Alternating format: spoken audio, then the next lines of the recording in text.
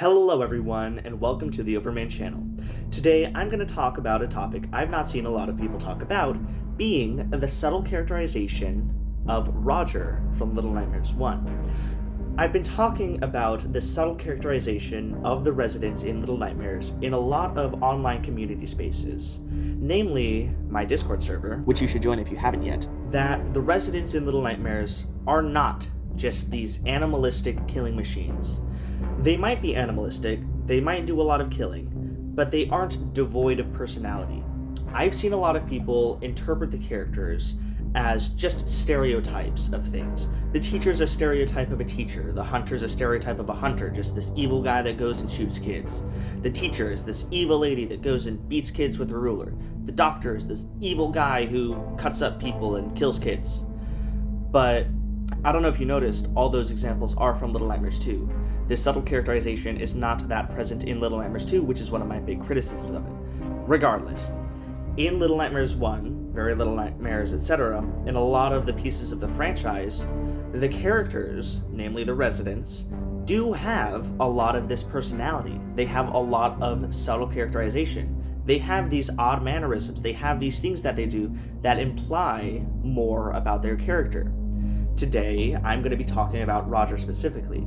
In a future video, I do want to talk about, say, the chefs. I feel like there's a lot more to the chefs than people think. I see the chefs as two separate characters with two separate personalities, which at first might seem crazy, but the evidence is there. It is subtle. There is nuance to their characters, so not a lot of people pick up on it, but I really want to talk about it because I find it really interesting. Also the lady, also maybe not the guests, because those are kind of just fat, evil eating machines. But anyways, Roger specifically is who I'm going to talk about today. I feel, my interpretation of Roger, he is, out of all the residents we've met, he is by far the kindest, most good-natured character in Little Nightmares. And at first, that statement sounds absolutely crazy. He keeps children in prisons. We don't really see him feed the kids in the cafeteria. He forgot a boy there, right? And that boy, all he had left was a piece of bread that he gave to Six, right? He's probably gonna be stuck there and starve to death. Something tragic like that. We see a bloody guillotine in his lair. We see him wrap up the runaway kid and send him off to get chopped up by the chefs. This guy does not seem like a good guy. He seems like he's killing kids. But by nowhere standards, we're judging him by human standards. By nowhere standards, compared to all the other residents in the game, he seems to be the nicest.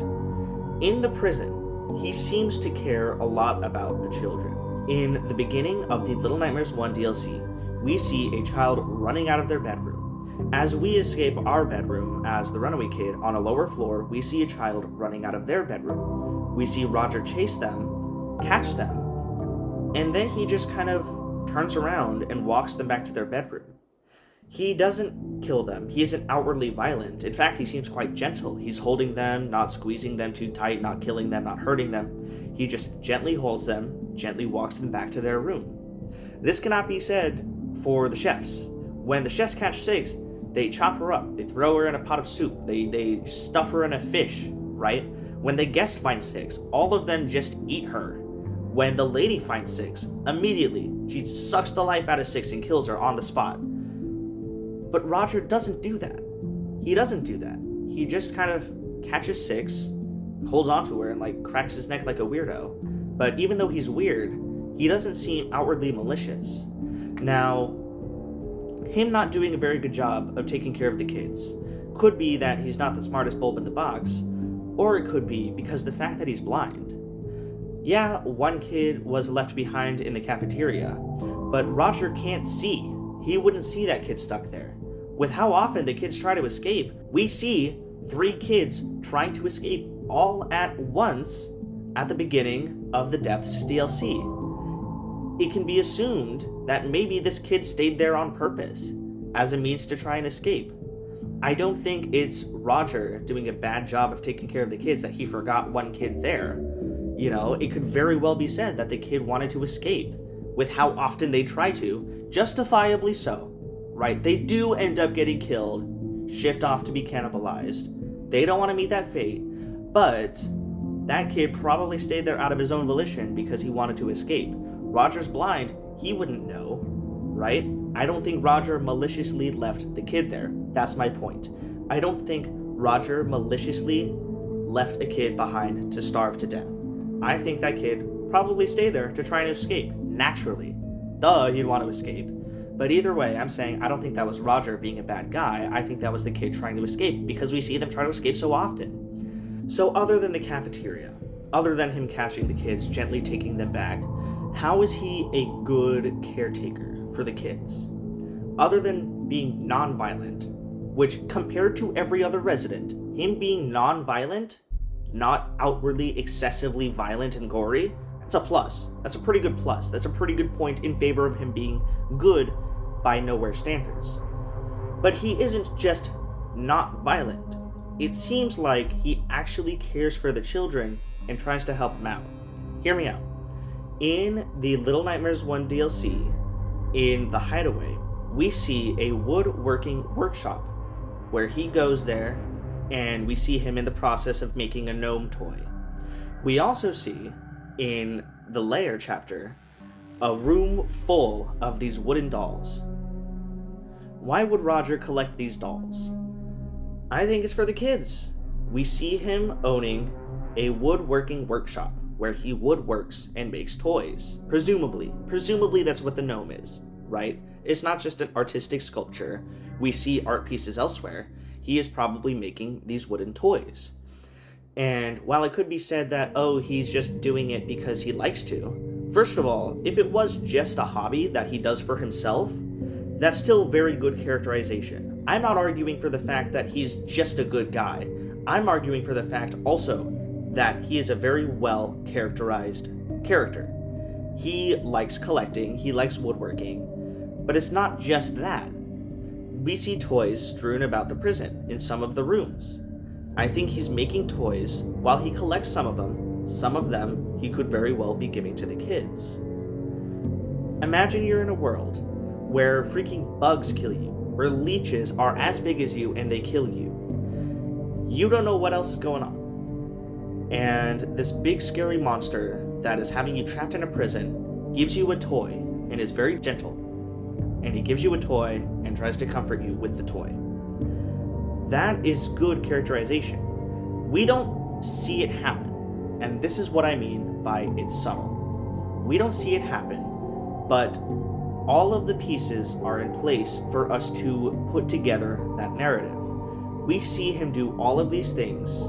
We see him at a woodworking workshop where he woodworks and makes toys. We see a room full of toys, and we see children with toys. And we see Roger be gentle and kind of take care of the kids.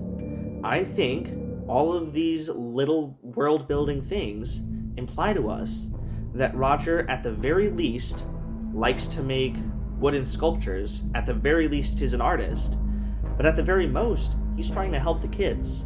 This is subtle. This is subtle characterization that you can pick up. You can pick up on it. It's there. The pieces are there for you. And I think that's really good. I think that is very cool. Roger isn't just well made from a character standpoint, from his actual character, right? Like his character traits, his personality, his gentle mannerisms with the kids, his implied woodworking hobby. These are all good and well, but more than that, he's just a well-designed character, period. And this is the one thing that I really like about Little Nightmares 1. The world is so surreal. It doesn't make sense. You wouldn't see anything like you see on the Maw in real life. Real life doesn't work that way. But Roger works that way. The Nowhere works that way. You wouldn't see these multi-level structures with holes in the middle for people to climb through. But Roger is blind. To adapt to his blindness, he has these long arms that allow him to climb up. His blindness is not really relevant to his ability with his really long arms, but it's also not like a magical ability. That's just how the world is. That's just how he is. It's just different to us. And I think that's really cool. I think that's one thing that's missing from Little Nightmares 2 also. I think the world is built around Roger. It's really surreal, and so is he. You wouldn't see a guy in real life with his skin peeled over his eyes and really short legs and really long arms and a really big melon head. That's so out of the realm of possibility in real life, right? But it's real there, in the nowhere. By nowhere standards, that's normal, right? And he lives in this area, he works in this area that, while not necessarily built for him, right? Like the construction of the Maw probably wasn't made with him in mind. He's made for it. It's like you don't necessarily fit into your house. Like the house wasn't built for you. But if you fit in your house, if you live in your house and you've adapted to your house, like that's a silly concept to say that you and your house were designed for each other. But like, you know, if you have legs and your house has stairs, you walk up the stairs. In a way, the house is catered to your design. Just like the surrealness of the lower levels of the Maw are catered to Roger, if that makes sense. I think from a world building standpoint, straight out the gate, I think this being our introduction to Little Nightmares shows us how different and weird and surreal the world of the nowhere is, but also how functional it is, how it all works together, how these characters belong there. It also adds to the sense of intrusion you get from playing as Six. Six is treated like vermin, like a rat. The chefs kill her because they see her as a rat. In real life, if you're a chef working in a kitchen and you see a rat scuttling about, you probably freak the hell out too, right? Roger doesn't see the kids as just kids. Think of him more like a butcher in real life, or a farmer. He takes care of his animals, like a farmer would take care of their animals. But when the animals grow up, you gotta put them down. You gotta butcher them and sell their meat. That's all Roger's doing. You don't have to be nice to your livestock. Some farmers are. Roger is. And we get that. We get that characterization in the game. We see this alternate reality, the nowhere, that is so monumentally different from real life. But it is real life. It's real for them. You know what I mean? That world is real to the characters. They belong there. That's just how existence is for them. And I think that's very good world building. It is a believable world where the characters belong in it. Nothing feels out of place except for the player. Six is like vermin. She is not supposed to be there. And we can tell. We can tell playing through the game. With its themes of isolation, loneliness. Six does not belong there. She's treated like vermin. And I think all of this world, all of this characterization of Roger, brings the world to life. It makes it so lively and real. And that's why it's more impactful, because all of this world shuts you out of it. This world is so real. It's so lively. It's so connected. But you aren't meant to be there. You aren't meant to be there. You're not supposed to be here, right? You're put in a cage or killed and fed to people. You aren't supposed to be here. This world is its own world. You don't belong here. And I think that characterization, bringing the characters to life, bringing these locations to life, further amplifies that feeling of loneliness. And that is part of what makes Little Nightmares such a good game. My goal with this video was to just bring to everyone's attention how well Little Nightmares 1 is made by using Roger as an example with this subtle characterization and this world building. Little Nightmares 1, I feel, is very underappreciated. It's very underrated, and I want to bring to people's attention how good and well thought out it actually was. You know what I mean? There is a lot to Little Nightmares 1, and I wanted to talk about it. My main goal of this video was just because I wanted to talk about it. The reason I made this video was just because it's a topic I like talking about, the characterization of the residents. Part of Roger's intrigue is his mystery. We don't know a lot about his backstory. We don't know if he has a backstory. Well, we do know he has a backstory. We don't know it. And it's so intriguing.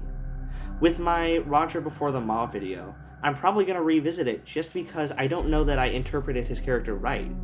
And I think that goes to show that the characters, the residents of the world of Little Nightmares, are more than just evil killers. They have lives, they have personalities. We see Roger's bedroom. Everything is catered to him, right?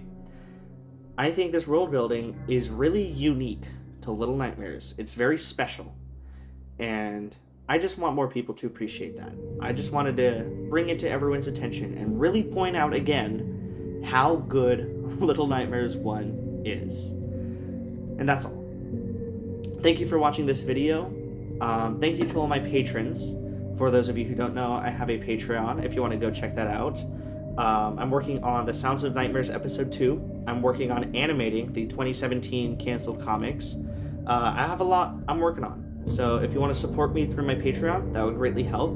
And for those of you who are interested, I also have a Discord server. We have a place to share theories, share art, just talk with other Little Nightmares fans and fans of the channel.